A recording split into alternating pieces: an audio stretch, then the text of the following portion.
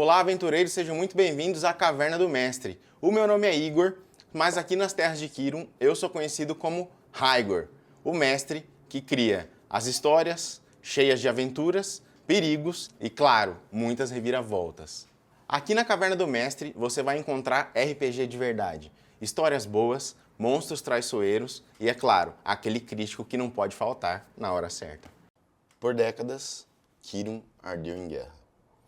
A paz dos antigos reinos foi estilhaçada quando duas forças sombrias, Ermac, o Eco Profano, e Korgat, o Triturador, uniram Tieflings, ogros, goblins e criaturas ancestrais chamadas Tarax, formando o clã do Caos Ardente. Eles dizimaram vilas, corromperam florestas, tomaram fortificações e até derrubaram os céus. Dracônia caiu, Karak Vultir tombou e as planícies de sangue se tornaram um cemitério sem fim. Em resposta, nasceu a Aliança Fogo e Honra, formada por humanos, anões, elfos, draconatas, halflings, khajiits e gnomos. Dragões foram despertos, grifos alçaram voo, heróis sacrificaram tudo para defender o que restava do mundo. A guerra durou 30 anos, e embora a vitória tenha chegado, ela veio a um custo alto demais. Ermac e Korgat foram derrotados. Terra Rasa foi engolida pelas chamas, mas os dragões desapareceram. Os Tarax sumiram para as montanhas, e os reinos livres já não confiavam uns nos outros. Kirum, enfim, conheceu o silêncio. Os líderes sobreviventes reuniram-se no Salão da Coroa, em Riften, para assinar o Tratado da Paz, um acordo que selaria o fim da guerra e iniciaria a chamada Segunda Era. Ali estavam representados os povos que ainda resistiam: humanos, elfos, anões, tieflings, halflings, ogros, gnomos e khajiits, cada um com cicatrizes profundas, físicas e políticas. O rei Alistar von Leonurd foi coroado monarca supremo e decretou a unificação de Kirum sobre um único governo, com capital em Riften. Chamaram isso de paz, mas muitos viram apenas o nascimento de um novo domínio. Ogros que lutaram na guerra receberam terras, os demais foram exilados ao norte. Gnomos foram banidos da capital, vivem isolados hoje em Microdal. Tieflings, mesmo os neutros, foram impedidos de viver em Riften. Zildas-Kibane, arquimago ancião de uma das famílias mais tradicionais de Tieflings, foi humilhado publicamente por um sacerdote de Eltar. Khajiits recusaram-se a ajoelhar. Seu líder foi executado ali mesmo. Foram punidos com bloqueio no comércio e repressão. Os Halflings apoiaram Alistar e foram recompensados. Os elfos e anões permaneceram em silêncio. A neutralidade foi confundida com cumplicidade. A paz foi escrita em papel, mas no coração de Kirum, a guerra apenas mudou de forma. Os ogros exilados clamam por revanche. Tieflings falam em justiça ou vingança. Khajiits controlam o submundo.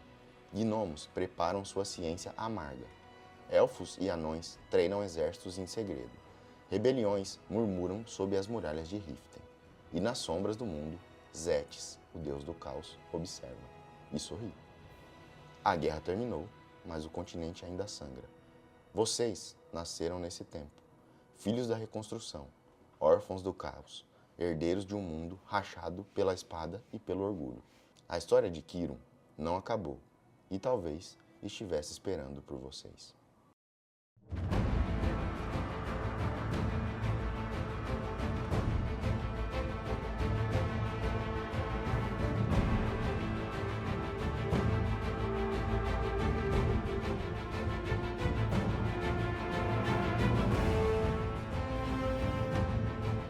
Sejam muito bem-vindos, meus amigos, meus aliados, meus heróis.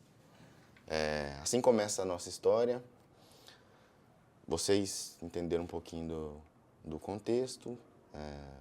Como vocês podem perceber, Kirum viveu uma guerra de 30 anos. Antes disso, foram 250 anos de paz.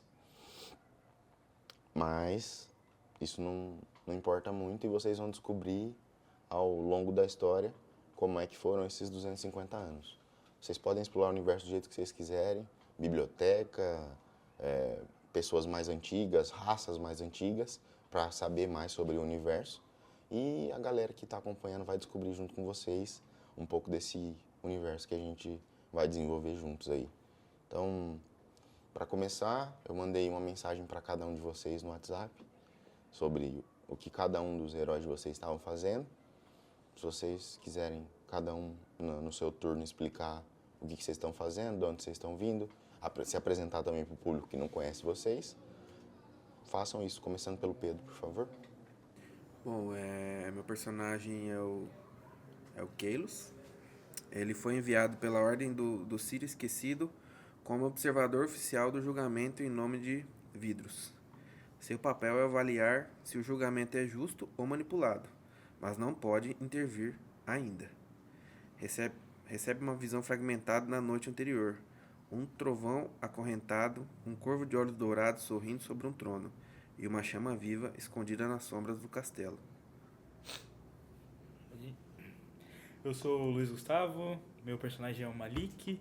Ele já está infiltrado no castelo e infiltrado na cidade de Riften. Ele está tentando encontrar provas da inocência do amigo dele, Trovão. Meu nome é Davi, meu personagem é o Lancelot Alvar. Ele é devoto do deus Eltar. E ele tá num conflito pessoal da vida dele. E ele tá voltando uma missão que ele foi fazer lá em... Não lembro o nome. Tem aqui. Em Valthir. Valthir. Ele tá vindo de uma missão. Tá indo pra Riften, que é o castelo. E tá vindo uma missão lá de Valthir.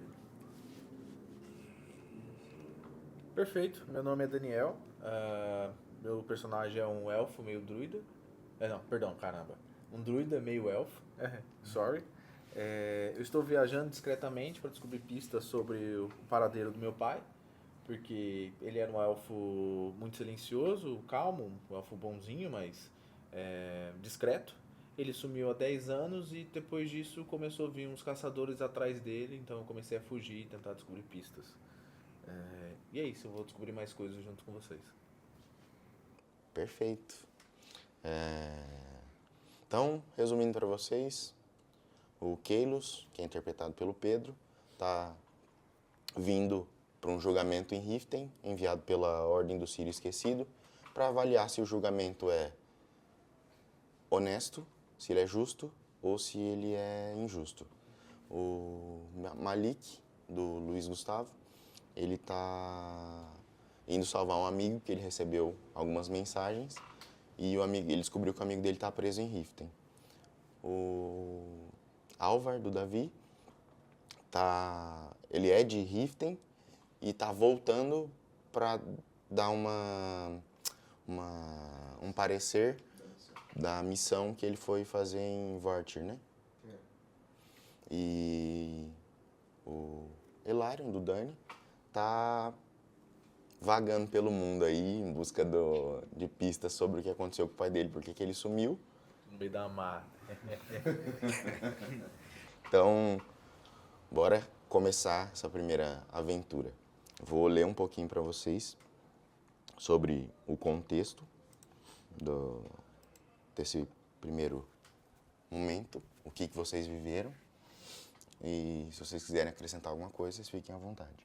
A primeira era terminou com sangue e promessas, mas a segunda começa com silêncio e segredos.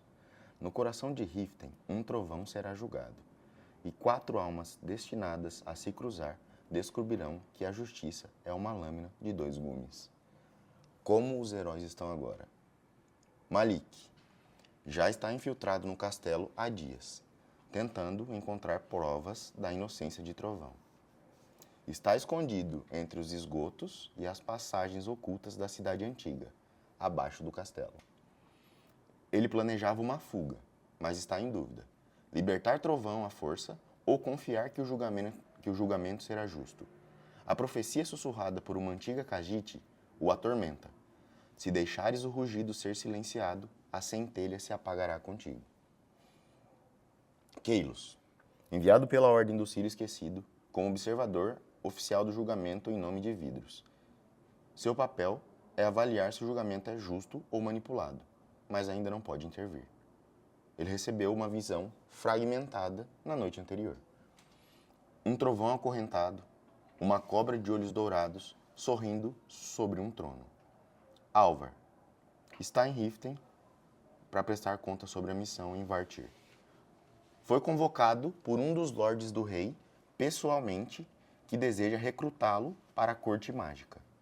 Porém, ao assistir o julgamento, nota que Creed está inquieta e hostil. Ao final do julgamento, ela o guia até um pergaminho. Elário, viajando discretamente para buscar pistas do paradeiro do seu pai, acaba sendo abordado por um velho druida em Lumentalas. O druida o alerta que as raízes da floresta estremecem em Riften e o envia como um investigador silencioso de Highgarden. Ele chega na cidade e ouve a profecia da Rosa de Cinzas, recitada por uma menina com olhos dourados no mercado. Seguindo o chamado, ele acaba se encontrando com Creed, que o reconhece e o conduz até um local. Vocês, agora, podem escolher o que vocês vão fazer. O Tavo está no esgoto, o Kelos está no portão da cidade entrando, o Alvar já está no meio do pessoal ali e o Elarion está andando no mercado. Vou ler a profecia para você do que a menina te falou. Vocês não fazem a mínima ideia. Boa sorte. Vocês não escutaram nada. Qual que é a ordem que você vai querer seguir O quê? de jogo? Pode ser do Pedro para você. Eu vou ler a cena, tá? O cheiro da cidade pesava entre especiarias adocicadas e fumaça úmida das chamas do distrito baixo. Elarion caminhava sob o véu do anonimato, seu capuz levantado, atento às vozes da terra. As raízes das árvores, mesmo as enjauladas em pedras, pareciam inquietas naquela parte da cidade. Foi então que ele ouviu um canto, frágil, mas cheio de melodia antiga. Uma menina, de cabelos bagunçados e pés descalços, dançava entre os cacos de sol que escapavam pelas frestas do toldo. Nas mãos, um punhado de pétalas murchas. Seus olhos, dourados como folhas de outono tardio, encontraram os olhos dele por um instante. E ela cantou. Quando a rosa florir em cinzas e grilhões, e o rugido ruir sem eco no coração da justiça, 4 chamas caminharão sem mapa, mas com memória. Uma delas será sangue de fogo, outra será a luz do sol. Uma terceira trará nas mãos a semeadura, e a última, o silêncio. Se a rosa for arrancada por mãos da mentira, o jardim morrerá antes da aurora. Mas se for resgatada por olhos justos, o véu se abrirá, e a centelha brilhará outra vez. O tempo pareceu parar, o mercado seguiu, mas Elarion não ouvia mais os pregões. Quem te ensinou essa música? Ele perguntou, aproximando-se com calma. A menina sorriu, não respondeu, apenas soltou as pétalas que caíram ao chão, e onde tocaram, brotou uma rosa solitária, na cor cinza e bordas vermelhas. Elarion olhou por alguns segundos a rosa, e antes que ele dissesse mais alguma coisa, ela correu, desaparecendo entre as barracas e a multidão. A terra sob seus pés murmuravam em agitação. A profecia o havia encontrado. Vou te mandar a profecia aí no seu grimóriozinho, aí no seu caderno. Graças ao bom Deus. E você vai refletindo sobre a profecia. Porque agora você não tem nenhuma ação para fazer. A não ser que você queira falar alguma coisa, Dani. Não. Tô tentando entender junto com vocês daqui. Tá. Então, vai pensando aí o que pode ser a profecia.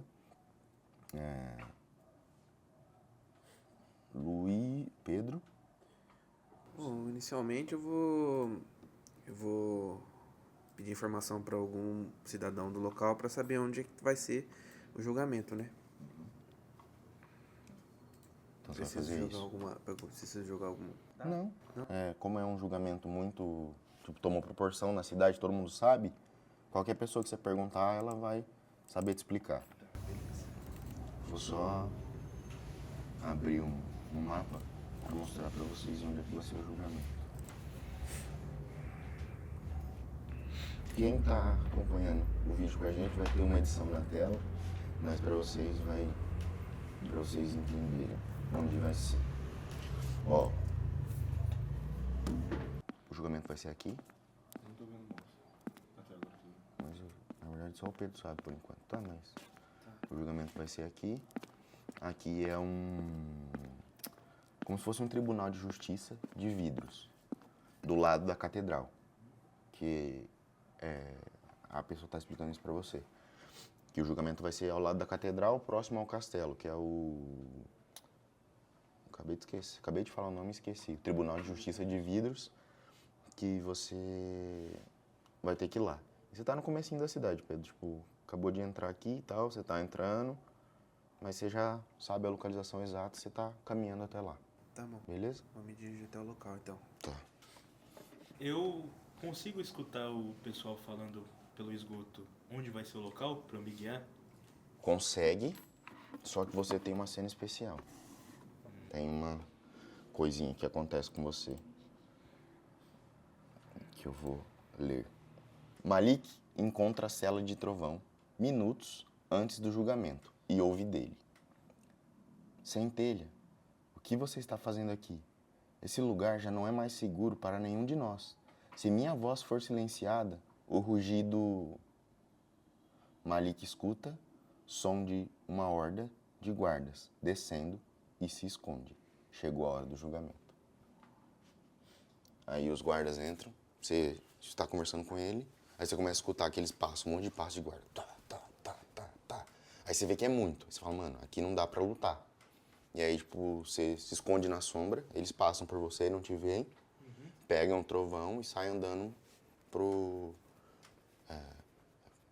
Eles gritam, Khajiit, chegou sua hora de ser julgado. Aí pega, tira ele truculento mesmo da cela e sai levando como se ele fosse, tipo, um terrorista, velho.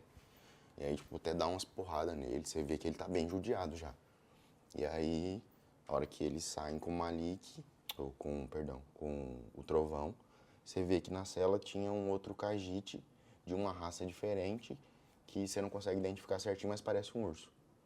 E aí você vê que ele tá ali também, mas ele não fala nada, ele só olha pra você, a hora que ele te vê, ele baixa a cabeça e você segue o fluxo aí. Eu consigo me aproximar do Khajiit preso?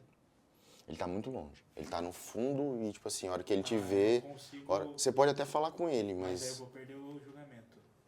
Não, tipo, eles ainda tem que levar... Vocês estão dentro da cela. Sim. A prisão fica no assentamento dos guardas, que é próximo de onde você tá, mas dá um tempo de você conversar com ele um pouquinho e depois você vai...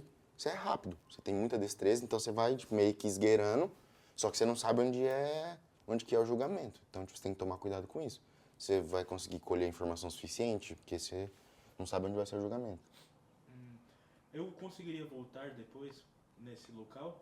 Na Não sei. prisão, É. sabe? Você sabe andar... Você não sabe andar na cidade, mas os esgotos, tipo, você sabe andar em tudo. Você sabe onde cada esgoto dá. Então você conhece a cidade por baixo. Você não conhece, tipo, as casas, as construções, mas, tipo, toda a parte de cano que você consegue andar, você conhece tudo. Você sabe onde cada um sai.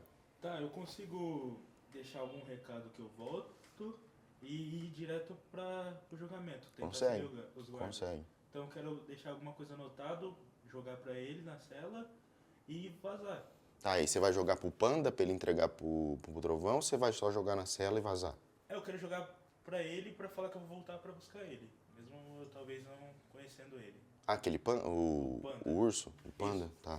Tá bom. Aí você anota Eu anoto um recado. num pedaço de pano, num pedaço de papel que você tem ali, você pega uma pedra e escreve meio do jeito que dá, tipo, volto. E joga pra ele. Eu quero seguir os guardas da maneira mais discreta possível, se for pelos esgotos ou nas sombras. Tá. E aí você vai seguindo os guardas. Você vai fazer, Álvar, no que aconteceu? Você tá indo pro castelo, porque você tem que dar um paradeiro pro rei do que aconteceu. Então, tipo, esse é... Você já tá dentro do castelo, já tá... Os guardas conhecem você, você mora ali, você é nativo. Então, todo mundo sabe quem você é e as pessoas sabem que você é uma boa pessoa, então você é querido. Então, se você quiser falar com o rei, você tem total abertura para ir lá e falar com ele, para prestar, inclusive prestar a satisfação da missão. Então eu vou até o rei e dou prestação de contas. Tá bom? Então, faça o que você precisa fazer. Conta pra nós aí o que você fez na missão. Eu sou o rei agora. Eu tava na missão, aí... Soberano, Senhor. Ali. Eu tava na missão, aí nessa missão eu encontrei um animal corrompido, que era uma águia. Essa águia, ela tava muito arisca, mas de primeira mão eu só vi ela. E não entendi o que aconteceu, eu só via ela gritando e meio como se fosse uma batalha. Nisso, quando eu fui me aproximar para entender o que estava acontecendo numa situação, tinha um mago que segue a mesma linhagem de crença que a minha, batalhando com ela. E eu percebi também que essa águia estava corrompida. Assim, eu vim, meio que separei a batalha e batalhei com o mago. Porque o mago percebi uma má intenção nele sobre a águia. E vim, batalhei com ele, não foi difícil de executar o alvo, executei. E assim que eu executei ele, a águia, como estava corrompida, começou a me atacar.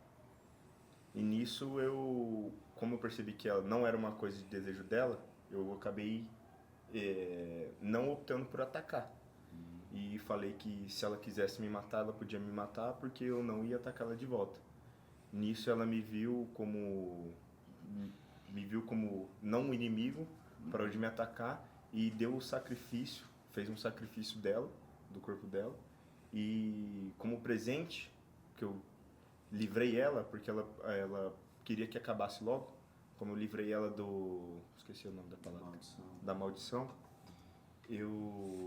ela me deu um presente, que é a Krieg, que é uma águia de estimação. Que é um filhotinho dela. Exatamente. Legal. E como foi o sacrifício da águia? Eu tenho uma magia que chama Detectar Magia. Como eu vi que ela estava amaldiçoada, ela percebeu que eu não era uma pessoa ruim e eu tirei a maldição dela. Aí, quando eu tirei a maldição dela, ela veio e se sacrificou para não ser um animal impuro porque já foi amaldiçoado. E nisso eu subentendi um recado que era para eu cuidar do filhote dela, que é Krieg, a minha águia de estimação. Que é um filhotinho. Um filhotinho de águia. Ótimo. O Álvar já deu o relatório dele pro rei, aí o rei pede licença para ele e fala, ó, com licença, agora vai ter um julgamento muito importante. Eu, inclusive, gostaria que você viesse comigo e ficasse ao meu lado ali no julgamento, porque tem acusações muito sérias sobre esse Khajiit. E eu queria sua opinião. Ok, eu vou. Sim, minha majestade. E aí o Elarion tá andando... Só de furando a quarta parede aqui, vocês já perceberam que o cara que tá na cela é um panda, né? Antes parecia um urso, agora é um panda. Não consegui guardar o segredo. Spoiler, voltando, perdão. Spoiler. O mercado, ele fica aqui, Elarion. E aí você tem que andar...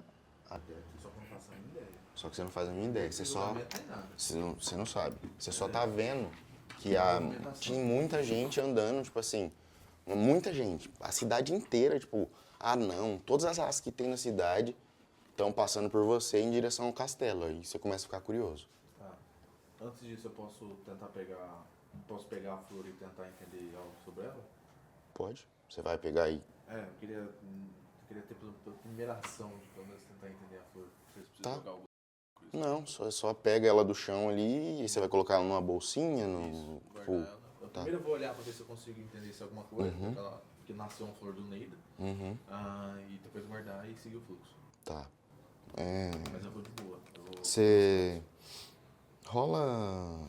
Deixa eu ver. Então, Rola eu sou investigação primeiro, aí. Rola investigação aí. Investigação D20. usa Sabedoria. D20. Então, mais 3 com... deu 14 mais 3. 17? Não, de boa. Você percebe que a flor tem propriedades mágicas, assim, que ela não é uma flor comum. E que ela tem uma forte ligação com a profecia. Então, um objeto que você precisa carregar mesmo, que em algum momento você vai entender como é que ela funciona. Mas agora, no lugar onde você está, não dá para você entender certinho. Fechou, só vou guardar onde tem guardado e vou tentar descobrir o que está acontecendo. Beleza.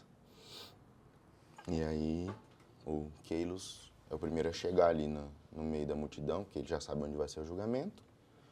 E você vê os guardas chegando. Tipo, vem, sei lá, uns 50 guardas, assim, carregando o cara, que você não vê direito que ele tá encapuzado. E os caras, um segurando o braço, outro segurando, e os outros com um porrete batendo nele, tipo, como se ele tivesse feito algo muito grave. E aí você começa a ficar incomodado com aquela situação. Eu já sei o nome dele? Não, ainda não. Você só tá meio que entendendo a situação mesmo. E aí, Eu vou só, por enquanto não tem muito o que fazer, né? só observa. Tá. E aí você tenta ficar o mais próximo do julgamento ali, porque você quer ver de camarote, assim, o que tá acontecendo. Só que no momento eu não posso interferir em nada do julgamento, né? Não. Só, tá, beleza.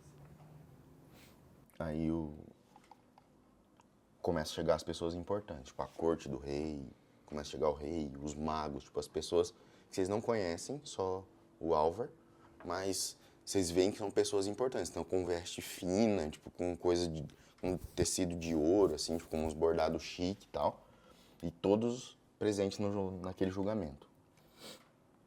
O rei chega, silencia a multidão, e aí ele começa. Meus súditos, hoje nos reunimos para assegurar que a justiça prevaleça em nosso reino. Trovão dos Montes Nevados, um Khajiit que muito de nós conhecemos, está diante de nós acusado de traição.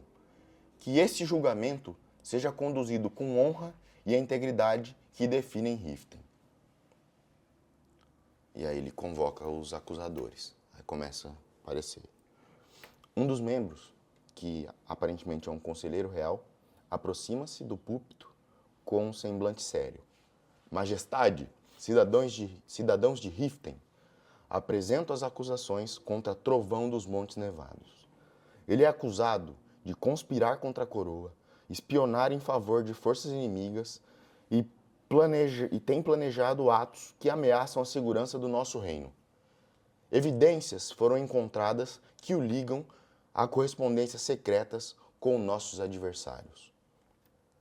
E aí o rei fala, solta o prisioneiro, eu quero que ele tenha o direito de falar também. Ele não vai tentar fugir, ele não vai cometer essa burrice, mas deixem eles pronunciar. Aqui no nosso reino, a gente preza pela justiça e pela honestidade. E aí o Trovão fala. Ele ergue a cabeça, seus olhos estão brilhando com determinação. Rei Alistar, povo de Riften, sou inocente dessas acusações. Sempre servi este reino com lealdade e honra, mesmo com nossas diferenças de pensamento. As evidências apresentadas são falsas, plantadas por aqueles que desejam me calar. Peço que olhem para a minha história e busquem a verdade. No mesmo momento, o inquisidor grita. Cale-se, traidor da coroa. Vamos à apresentação das evidências contra esse ser. Aí começa a entrar as testemunhas. São 4 testemunhas, indivíduos que afirmam ter presenciado reuniões secretas entre Trovão e emissários de reinos rivais. Essas testemunhas detalham encontros em locais isolados, sugerindo planos de sabotagem contra o reino. Nessa hora, vocês não conseguem ouvir muito bem, só o Keilos, que está bem pertinho. E eu não tô junto com o rei também? Você está perto do rei, mas como tá muita agitação, tá todo mundo, a coroa tá muito eufórica e você não consegue prestar direito atenção no julgamento, nas testemunhas ali. Sim. Então você não sabe muito bem o que elas falaram, só o Keilos escuta. Eu não escuto também, não? Por estar relativamente Não. escondido? Mas distorce tudo, né? Não, porque você tá na mesma situação do Álvar. Tipo, vocês estão perto, a multidão vocês estão tá- atrás do palco e do púlpito. E o púlpito ele é feito para a voz sair para frente, não para trás. Então, como vocês estão ali atrás e o alvoroço está muito grande, vocês não conseguem ouvir direito. O único que escuta é o Keilos, porque ele está bem na primeira fileira ali, com a armadura dele, inclusive as pessoas começam a notar, tipo, ver que a armadura dele é imponente, ele é um cara de 2 metros de altura também, então todo mundo já começa a falar, ixi, o que um inquisidor de vidro está fazendo aqui? Então, ele consegue ouvir, porque as pessoas dão até espaço para ele passar, para ele poder ouvir, porque sabem da ligação dele com a justiça, assim. E aí começam, depois das testemunhas, eles apresentam alguns documentos, que vocês também não conseguem ver, eles entregam para o rei os documentos, falando sobre a problemática ali que o trovão fez, porque é algo muito grave. E por último, entra um outro guarda real com alguns objetos. Então ele tem 4 testemunhas contra, alguns documentos, que vocês não sabem a quantidade ainda, e alguns objetos que são entregues para o rei. Então, tipo, é muita prova contra o trovão. E aí o rei recebe tudo e ele percebe uma inquietação da rainha. E aí olha para Trovão antes de se levantar e fazer um último discurso dele. Que aí ele levanta e fala: Trovão, as acusações contra você são gravíssimas. No entanto, esse reino valoriza a liberdade e a justiça acima de tudo. Ordeno que uma investigação completa seja conduzida para assegurar que a justiça seja feita. Até amanhã, nesse mesmo horário, você permanecerá sob custódia real. E então, teremos o veredito final. Aí a multidão começa a murmurar, tipo, fala, meu, o que esse rei tá fazendo? Já tem um monte de prova, o que mais que ele quer? Tá estranho, tipo, a multidão, vocês começam a escutar aquelas fofoquinhas, conversinhas assim, mas vocês também não estão entendendo. Conversa de feira. E aí, você, Keilos, você percebe que as testemunhas foram treinadas. E quando elas vão falar, tipo, era tudo muito meticulosamente calculado para falar. E em alguns momentos, quando iam dar, tipo, dados estatísticos, tipo, ou específicos, elas tinham meio que hesitação. Então você fala, tem coisa errada aqui. Eu lembro do meu sonho? Ou não? Da minha visão? Pode lembrar. Porque aí eu começo a ligar os pontos, né? Aham. O trovão, Sim, o corvo... você lembra na hora. O corvo ao lado do trono, eu vejo que tem alguma coisa errada. Ainda mais vendo esse caso. Sim, você lembra na hora do seu sonho. Aí o Álvar, você começa a identificar que os pergaminhos, eles foram falsificados por magia, de ilusão e transmutação. Então, tipo, tem uma coisa errada ali. Você vai querer investigar esses documentos. O Elarion sente que a aura de alguns guardas está alinhada a algo morto, não natural. E o Malik, que encontrou a cela do trovão e conseguiu escutar algumas coisas, tá querendo voltar lá para ver se ele consegue falar com o amigo dele. Nessa hora, você, voltando para a cela, você intercepta um mensageiro, carregando uma outra carta. E decide ir até a cela do trovão na hora que você pega a carta. Você, Elário, na hora que você tá meio... Você não entendeu nada, você só escutou um monte de... Você viu que tinha um cara sendo julgado, que era muito, pelo tamanho do evento, era muito importante, porque tava toda a cidade lá, quase toda a guarda real em volta ali.